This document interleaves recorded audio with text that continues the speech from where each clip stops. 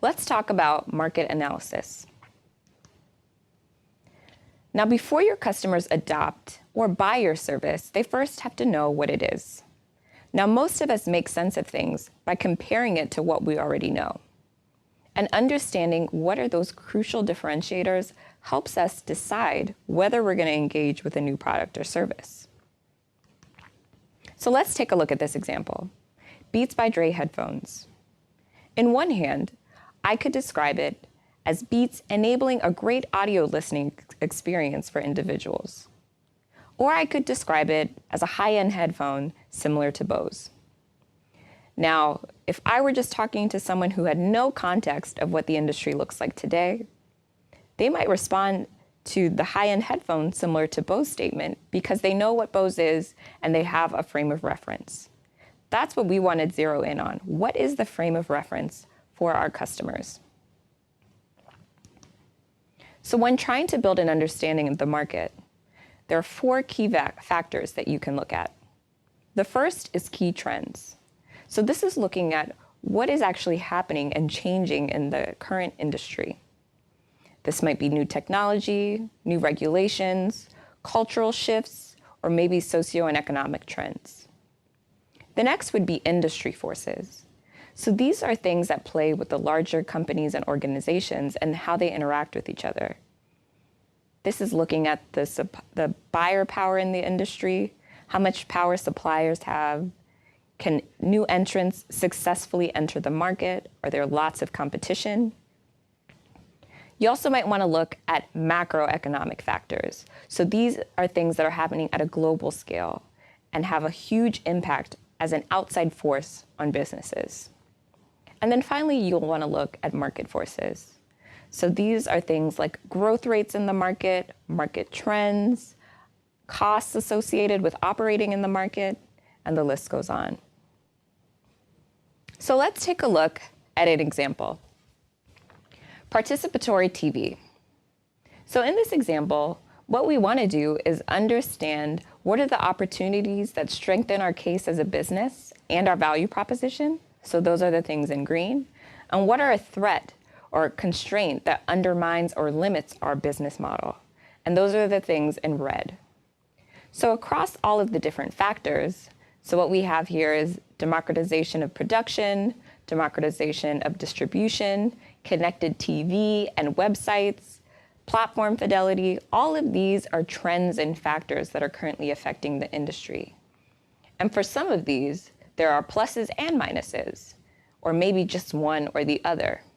This is the type of picture that we want to develop before we go into an industry, so we understand how we'll perform and what success means as it relates to the current market. Now, market forces are key customer issues in your area, such as growing or shrinking segments, switching costs, changing jobs, pains and gains, and the list goes on.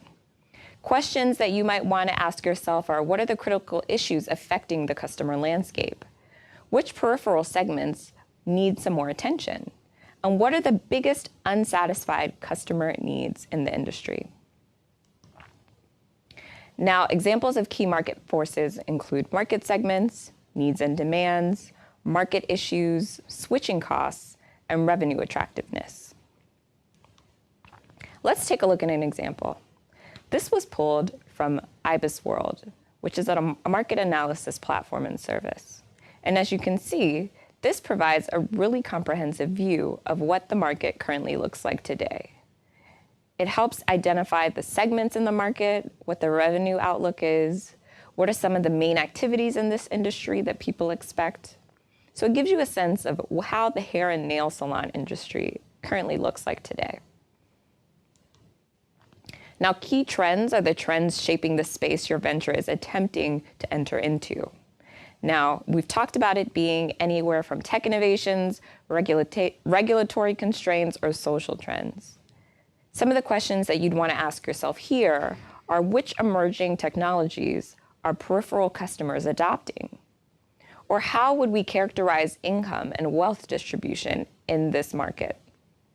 Or lastly, how would we describe key societal trends? and what's shifting in the culture that might affect our business and how we operate. Now, if we look at this report from Mintel, we can see travel tech industry trends, and it describes the things that are currently happening as well as things that are anticipated. As a business, you might want to think ahead to the things that are coming down the pipe so that when you're entering the market, maybe it's a little bit slower than you anticipated, you're ready for what's expected in the future. Industry forces are the key actors in your space, such as your competitors, that are rising up the value chain, coming down the value chain, fading technology providers, the list goes on, and how all of those people interact and affect one another in the industry. So you'll want to know who are the dominant players or who are the rising stars, what business models are traditionally observed, and what are the new innovations that people are testing out. Porter's 5 Forces is a really great framework for an industry analysis. Now let's take a look at an example. This is for Uber. So for them, an industry analysis is going to really look at what their other competitors are doing. So that's Lyft, Sidecar, and other companies like that, as well as substitute products. So maybe driving your own car or taking public transportation. You also want to be very aware of how the customers and the suppliers in the industry are also at work. So what's happening in the driver or rider space? And how are their suppliers, so the people providing cars to Uber, moving in the industry? Are they gaining more power or less? Macroeconomic forces are global market conditions, so access to resources, high and low commodities prices, things that really affect everyone and national economies at scale. You want to think about how easy it would be to obtain resources or talent, or how costly resources are. Again, IBIS World, as well as Google, has tons of research at a global level that helps you understand how the industry is moving at a global scale.